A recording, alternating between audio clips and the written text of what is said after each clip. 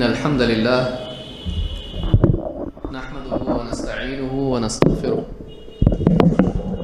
ونعوذ بالله من شرور أنفسنا ومن سيئات أعمالنا من يهده الله فلا مضل له ومن يضلل فلا هادي له وأشهد أن لا إله إلا الله وحده لا شريك له وأشهد أن محمدا عبده ورسوله أما بعد فإن خير الحديث كتاب الله وخير الهدي هدي محمد صلى الله عليه وعلى آله وسلم وشر الأمور محدثاتها وكل محدثة بدعة وكل بدعة ضلالة وكل ضلالة في النار. قال النبي صلى الله عليه وسلم من يرد الله به خيرا يفقه في الدين. میرے محترم دینی بھائیوں اور قابل احترام ماں اور بہنوں، ایک مسلمان کی سعادت، اس کی کامیابی، اس کی نجات اس میں ہے کہ وہ اللہ رب العالمین کے دین کو گہرائی کے ساتھ سیکھے، وہ اسلامی عقیدے کو سیکھے قرآن و سنت کی روشنی میں،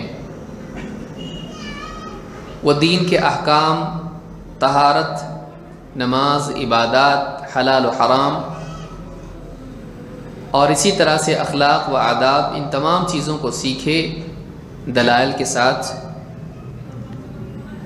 اور پھر اپنی زندگی کو اس علم کے مطابق بنانے کی کوشش کرے. اس کی نگاہ اس چیز پر ہو کہ اللہ کا دین وہ صحیح طور پر سمجھ پائے، اس کی اپنی زندگی میں اللہ کا دین آئے. انسان کی سب سے بڑی فکر یہ ہونا چاہیے کہ اس کی اپنی زندگی میں اللہ تعالیٰ کا دین آئے، وہ اللہ کے دین کو صحیح طور سے سمجھ پائے، اس کا عقیدہ صحیح ہو، اس کے اعمال صحیح ہو، اس کے اخلاق صحیح ہو. لیکن اس کے برعکس گمراہی یہ ہے کہ ایک انسان قرآن و سنت کے علم سے دور جائے یا سطحی طور پر قرآن و سنت کا علم حاصل کرے اور ادھورے علم کی بنیاد پر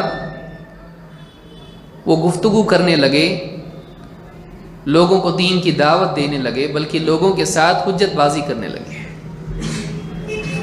وہ لوگوں پر غالب آنے کی کوشش کرے، وہ لوگوں سے جیتنے کی کوشش کرے. مقصد اللہ کے دین پر چلنا اور دوسروں کو اس کی طرف بلانا نہ ہو، بلکہ مقصد دوسروں کو ہرا کے ان پر غالب آنا ہو. یہ نفس کی بیماری ہے اور یہ سلف کا منہج نہیں ہے. سلف کا منہج کیا ہے؟ سلف کا منہج قرآن و سنت کا علم گہرائی کے ساتھ حاصل کرنا، اس میں تفقہ پیدا کرنا اور اس کے مطابق عمل کرنا، اس کی دوسروں کو دعوت دینا ہے. لیکن اس کے برخلاف حجت بازی، مناظرہ، جدل اور دین کے اندر ایسی باریک بحثیں جس کا اللہ اور اس کے رسول صلی اللہ علیہ وسلم نے حکم نہیں دیا ہے، نہ جس سے انسان کی دنیا اور آخرت بنتی ہے، ایسے علم میں مشغول ہونا اور اپنی دینداری کو بگاڑنا، یہ گمراہی ہے، یہ سلف کا منہج نہیں ہے. لہٰذا آج اسی نقطے کو ہم سمجھنے کی کوشش کریں گے، اس سلسلے کے تحت جس میں ہم سلف کے منہج کو سمجھنے کی کوشش کر رہے ہیں اور سلف کے منہج کے خلاف جو چیزیں ہیں ان کو بھی سمجھنے کی کوشش کر رہے ہیں. آج کی گفتگو میں ہم یہی دیکھیں گے کہ دین کے علم میں گہرائی پیدا کرنے کی بجائے ایک انسان علم کلام، حجت بازی، بحث، جدل، مناظروں میں مشغول ہو جائے تو اس کے دین کو نقصان ہوتا ہے، اس کے ایمان کو بھی نقصان ہوتا ہے، اس کے اخلاق کو بھی نقصان ہوتا ہے، اس کی عملی زندگی بھی اس سے بگڑتی ہے. اس تعلق سے دلائل اور سلف کے اقوال ہم انشاءاللہ دیکھیں گے. شیخ محمد ابن عمر بازمول حفظہ اللہ فرماتے ہیں لیس من منہج السلف الدخول فی الکلام والجدال والمناظرات بل یستفرغون وسعهم فی التفقہ فی الکتاب والسنة والعمل بہما والدعوة الیہما۔ فرماتے ہیں کہ علم کلام، جدال اور مناظروں میں مشغول ہونا سلف کا منہج نہیں ہے، بلکہ سلف اپنی پوری طاقت، اپنی پوری صلاحیت، اپنی جتنی قدرت ہے، اس کو کتاب و سنت کو گہرائی سے سمجھنے اور ان دونوں پر عمل کرنے اور ان دونوں کی طرف دعوت دینے میں صرف کرتے تھے۔ علم کلام کیا ہے؟ اللہ کے بارے میں یا اسی طرح سے آخرت کے بارے میں باریک بحثوں کے ذریعے سے بال کی کھال جو ہے نکالنے کی کوشش کرنا ہے۔ علم کلام میں اللہ کی صفات کے تعلق سے ایسی بحثیں ہوتی ہیں جس سے اسلام کا کوئی تعلق نہیں ہے۔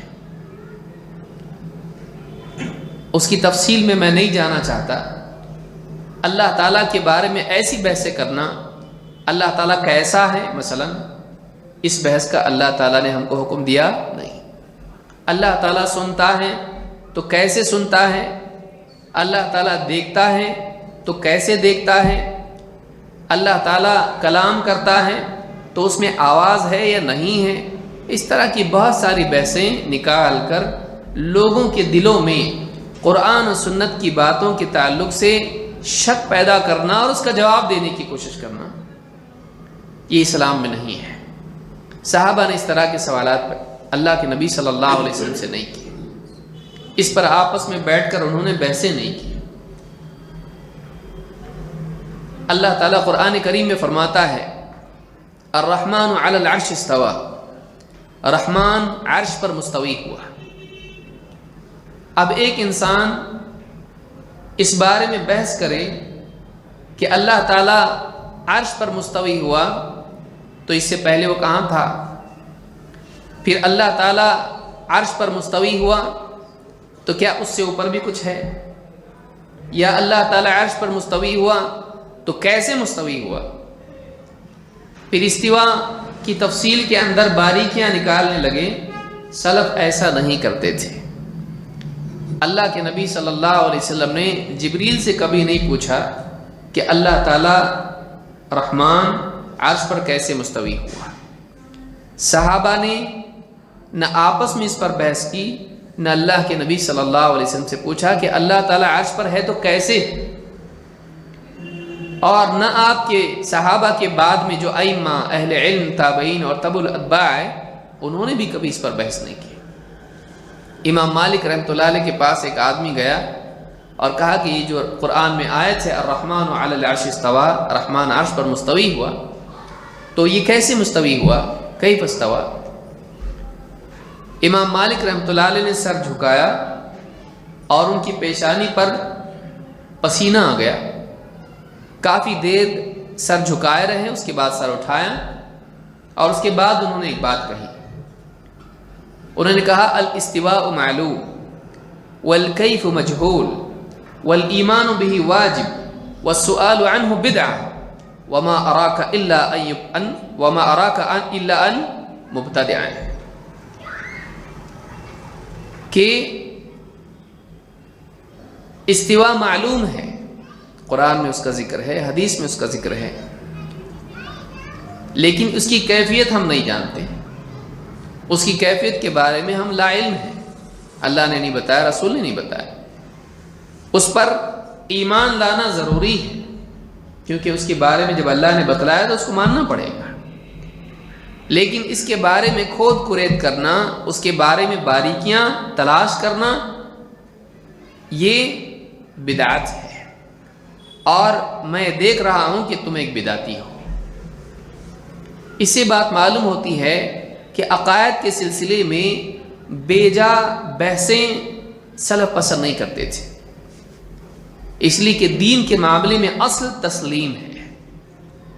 اللہ نے بتایا، ہم نے مانا، رسول نے بتلا دیا، ہم نے تسلیم کر لیا۔ کوئی بات ایسی واقعی ہے جس کی وضاحت کی ضرورت ہو، آدمی اس کی تفصیل پوچھے، لیکن جو چیز غیبیات سے متعلق ہیں اور ان کے بارے میں اللہ اور اس کے رسول نے نہیں بتلایا ہے، آدمی بیجا اس کے اوپر بحث کرے، ایسی بحث جس کا کوئی فائدہ نہ ہو اور ایسی بحث جس میں مزید شک اور انکار کے دروازے کھلتے ہوں، یہ ہم نہیں کرتے ہیں۔ لہذا علم کلام یہ ایک مذموم علم ہے، یہ ایک برا علم ہے، سلف نے اس سے منع کیا ہے۔ اور اسی طرح سے کبھی عقیدے کے باب میں بحثیں ہوتی ہیں، کبھی فقہ کے باب میں ہوتی ہیں، ایسی بحثیں کہ جن کا واقعی عمل سے تعلق نہ ہو، وہ بس گفتگو کی حد تک بحث ہو۔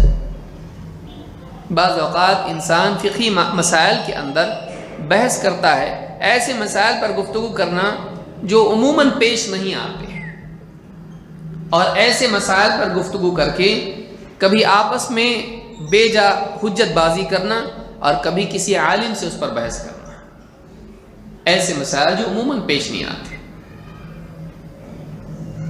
لہذا دین کے معاملے میں مزاج حجت والا نہیں ہونا چاہیے۔ بعض لوگوں کا مزاج ہی ایسا بن جاتا ہے، آپ کوئی بھی بات کہو وہ اس کی الٹی بات کہہ کے آپ کے ساتھ حجت کریں گے۔ دین میں یہ چیز مذموم ہے، بری ہے۔